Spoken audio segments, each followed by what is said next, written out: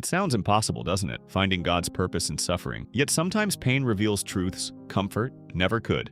Meet Job, upright, blessed, admired, a life secure, peaceful, complete, until one unimaginable day changed everything. His world overflowed with joy, children thriving, wealth flourishing, peace unshaken. Nothing hinted at the storm approaching. Then a breathless messenger arrived, bringing news no heart could bear. Loss had struck with cruel, sudden force. In a single day, everything he cherished collapsed, and the world asked the universal question, why do the innocent suffer? Before Job could breathe, another messenger arrived, bearing news of sudden ruin that drained the color from his soul. Job's children were gone. The house collapsed in violent wind.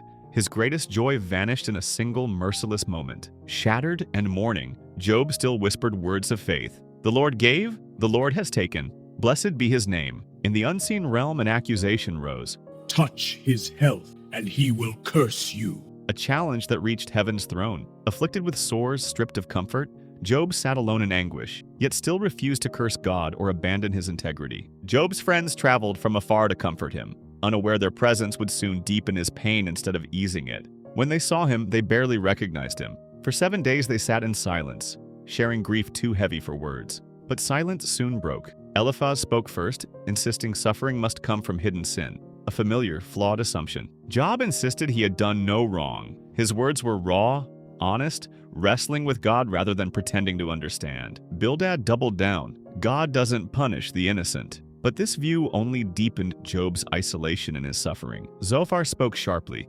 insisting Job deserved even worse. His harsh certainty added deeper sting to Job's aching wounds. Job pushed back, refusing guilt that wasn't his. He wrestled honestly with God, echoing the questions many still ask today. Their words grew sharper. They insisted suffering proved guilt, while Job demanded justice and answers none could give. Job cried for a mediator, for someone who could stand between heaven and his breaking heart, pleading for understanding.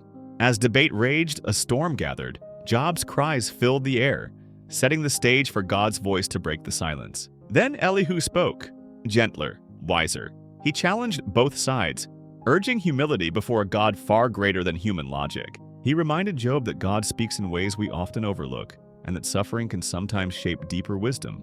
As Elihu finished, the wind grew stronger. Something greater stirred, an unmistakable sense that God was drawing near. The sky roared, the earth trembled, a whirlwind formed, God himself preparing to answer out of the storm. Then God spoke, not to explain pain but to reveal his greatness. Creation itself became his answer to Job's cries. God's voice thundered, "Where were you when I laid the earth's foundation?" A question shaking Job to the core. God unveiled the stars, reminding Job that creation itself speaks of wisdom far beyond human grasp or reasoning. God asked about the seas, storms, mountains, each question revealing how little Job knew, yet how deeply God cared. As dawn broke, Job's heart melted. He realized God owed no explanations but offered wisdom through awe and humility. Job repented, not for sin that caused suffering, but for assuming he understood God's ways. Wisdom reshaped his heart. God restored Job's fortunes, blessing him with twice what he had before, proof that suffering wasn't his final chapter. Family and friends returned, offering comfort at last. Job's loneliness lifted as love replaced the silence of grief. In peace, Job reflected on all he endured. His heart now held deeper wisdom, shaped not by answers but by encounter. God blessed Job with sons and daughters, women known for their beauty and strength, honored among all the land. Job lived long, surrounded by family and peace. His story became a testament that suffering can refine, not destroy. Job learned that purpose isn't always revealed through answers. Sometimes it's forged through trust shaped in the dark. His life flourished again, but the real transformation was within, his heart anchored deeper in God's character. Through his trials, Job gained wisdom future generations would learn from, wisdom shaped by faith, loss, and grace. Job's suffering didn't end in despair. It opened his eyes to a God bigger, wiser, and closer than he imagined. His story reminds us that purpose isn't comfort alone. It's the courage, faith, and character forged through life's hardest seasons. We all know seasons like Job's, moments when pain leaves us questioning everything we thought we understood. Job's story teaches that suffering isn't proof of failure. It's often where our deepest growth begins to take shape. Job's honesty with God shows that real faith isn't silent. It wrestles, questions, prays, and still chooses trust. Your suffering may not reveal its purpose at once, but like Job, you can walk forward with courage and steady faith. Job shows us that faith doesn't erase pain. It steadies us through it, shaping courage we never knew we carried. When suffering hits, pause like Job. Reflect. Pray. Speak honestly to God. He's not threatened by your questions. Your trials may expand your vision, showing you life, faith, and purpose from a higher, wiser perspective. Like Job, bring your heart to God, even the broken pieces. He meets you there, shaping strength from your deepest wounds. Purpose often hides inside hardship. Step forward. Your journey, like Job's, can lead to deeper faith and renewed hope. Job teaches that purpose isn't always seen in the moment. Sometimes it's revealed slowly, long after the pain has passed. In your struggle, pause long enough to notice small mercies.